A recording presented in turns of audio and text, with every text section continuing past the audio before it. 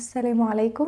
النهاردة أنا جمعت لكم أخطاء دايما كل يوم أشوفها في العيادة. الأخطاء دي لو ما عملناهاش هنكسب كتير جدا وهنخس من غير ما نحس ومن غير ما نعمل دايت قاسي. ايه هي الأخطاء دي؟ أول غلطة أغلبية الناس يجي 99% من العيانين اللي بيجوا كل يوم العيادة بيعملوها إن هما بيبقوا ماشيين مع دكتور ودكتور تاني ودكتور تالت وراحوا جربوا كذا دكتور، وبعد كده يروحوا هم بقى عاملين نظام دايت ميكس من كلمة من الدكتور ده على كلمة من الدكتور ده على كلمة من الدكتور ده. طبعا ده بيؤدي بيهم لفشل ذريع، وان الحرق بتاعهم بينزل خالص، وان نزولهم بيبقى بطيء جدا، ومع كل الانظمة اللي هم مشوا عليها. ليه؟ لان كل دكتور ليه مدرسة، وما ينفعش ان انا اخد من مدرسة انترناشونال واروح امتحن المنهج بتاع مدرسة انترناشونال اروح امتحن بيه في مدرسة عادية، ولا المدرسة التجريبي اروح بيها امتحن في مدرسة انترناشونال. فكل مدرسة وليها نظام. ما ينفعش ان انا اخد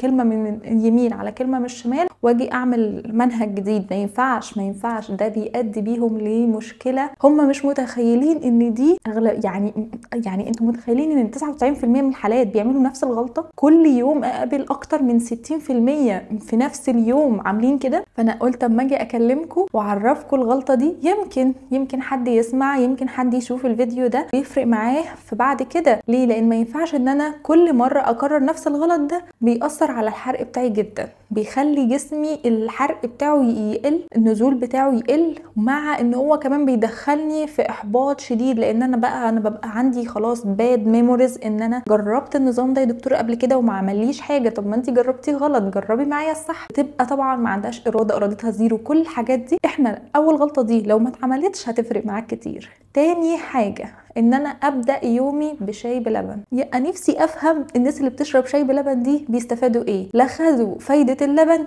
ولا خدوا فايده الشاي.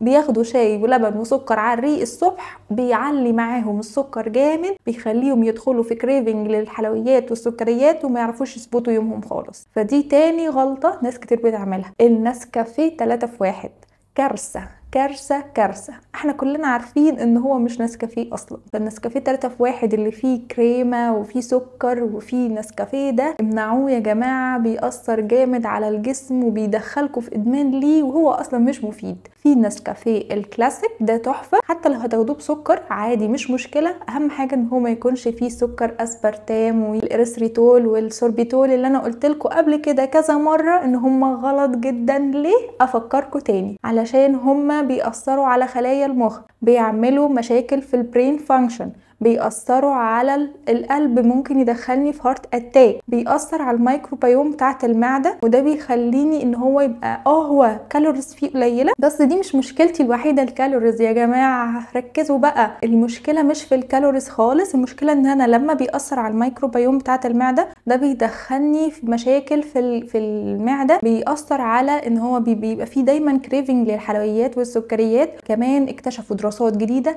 انها بتأثر على القلب مع كتر استمرارك للسكر اللي فيه الاسبرتام والسويسريتول والسوربيتول، بيأثر على عضلة القلب وبيؤدي لفشل في عضلة القلب. ثالث مشكلة بقى معايا هي تعتبر تاني مشكلة برضو، الناس اللي بتشرب مشروبات الطاقة والبيبسي. البيبسي بقى الدايت ويضحكوا علينا ويقولوا لنا ده بيبسي دايت، ده ما فيهوش سكر. اقراه وشوف، هتلاقي مكتوب عليه السوربيتول، مكتوب عليه الاسبرتام والاريثريتول. دي سكر بس سكر كيميائي، يعني محضر في معمل. يعني غلط غلط غلط غلط ان انا استخدمه. مشروبات الطاقه برضو نفس الكلام، لانها فيها نسبه كافيين عاليه، زياده عليها انها فيها الاسبرتام والسويسريتول والسوربيتول. دول بيأثروا على خلايا المخ، بيجيبوا زهايمر وبيجيبوا فشل في عضله القلب. فليه نعمل كده؟ يعني بياخدوها على اساس ان هم يدوهم طاقه في التمرين، يروح منيمهم في العنايه. طب ليه يا جماعه؟ ليه؟ اسمعوا الكلام. يبقى دي تالت غلطه. ما ينفعش ان انا اخد البيبسي الدايت ولا اخد المشروبات الطاقه ولا اخد نسكافيه 3 في 1 ولا حتى شاي بلبن.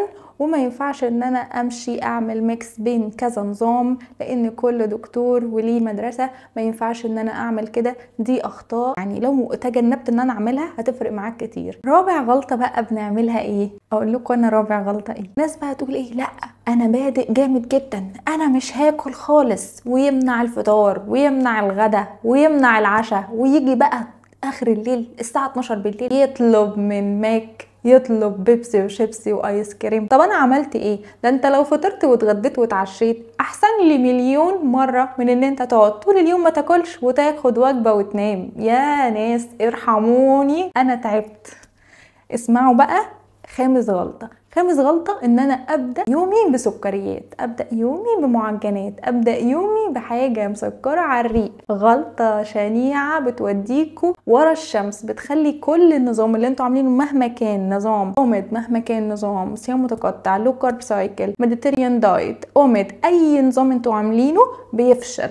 ليه؟ لان انتوا بتلخبطوهم في بعض، وده بيؤدي لنتيجه زيرو. لازم نمشي ورا كلام الدكتور ايا كان ايه النظام اللي هيمشيك عليه، فهو حاسب لك سعراتك، حاسبه على حسب ان انت جسمك حرقه ايه، نظامك ايه، عضلاتك ايه، دهونك ايه، حركتك ايه، كل ده بيبقى هو في الحسبان. بيفرق دكتور عن دكتور. ان انت دلوقتي رايح لدكتور انت لازم تكون واثق فيه طبعا، ان هو لما هيديك نظام هو بيبقى عنده خبرة، هو شايف حالات زي حالتك كتير جدا، فبيبقى عارف يعالجك ازاي من المشكلة دي بشكل اسرع، عكس ما تكون انت بتعمل ده لنفسك. بيديك نظام مناسب لصحتك، مش مجرد ورقة مطبوعة وخلاص، لان طبعا ده افشل نظام ان انت تاخد ورقة مطبوعة. ما بيبقاش معتمد خالص على ان انت تاخد ادوية تخسيس من الادوية المضرة، علب الصفيح اللي كلنا عارفينها، ولا حقن شغالة على المخ. فده كله بيدينا نتيجة ثابتة، بيخليك كمان يثبت لك النظام. يعني بعد ما انت خلاص خسينا، مش المهم بس ان انا اخس، ياه لا لا لا، ده فترة التثبيت اهم من الخسسان. لان انا لو ما ثبتش كل اللي انا عملته في الارض، ولو انا غيرت الدكتور في فترة التثبيت، انا عملت كارثة. يعني بص، هتضيع لك كل حاجة انت عملتها. ليه؟ لان الدكتور بيبقى عارف هو مشيك على ايه ونظام ايه واكل ايه، وعارف كويس قوي هو يعرف يسحب الحاجات دي ازاي ويقللها ازاي. لكن انت لو غيرته بيوديك في كارثة، بيخلي كل اللي انت عملته يروح في الارض. فدي برضو غلطة ناس كتير قوي بتعملها وما بتبقاش عارفة، يجوا يخسوا كتير جدا ويروحوا مغيرين الدكتور في اخر لحظة. ده غلط، ده غلط. تمام. الغلطة السابعة والأخيرة إن هما بيبقوا مظبطين يومهم كله ماشيين كما قال الكتاب، مانعين نشويات خالص بقى. يعني مثلا الدكتور كتب لهم على أكل معين ونشويات معينة، لا يمنعوها خالص خالص خالص خالص، ويجوا يروحوا بقى مبوظين الوجبة اللي قبل الميزان، ياكلوا ويفتروا في الأكل ويروحوا يوزنوا. طبعا ده بيدخلهم في إحباط شديد جدا. فدي حاجة ما تتعملش يا جماعة. عايزاكم تعملوا لي لايك وسبسكرايب وفولو على الانستجرام والفيسبوك، وان شاء الله هنزل لكم فيديو تاني فيه بقى ايه التريكات اللي اعملها عشان تخسسني 10 كيلو في اسبوعين بس.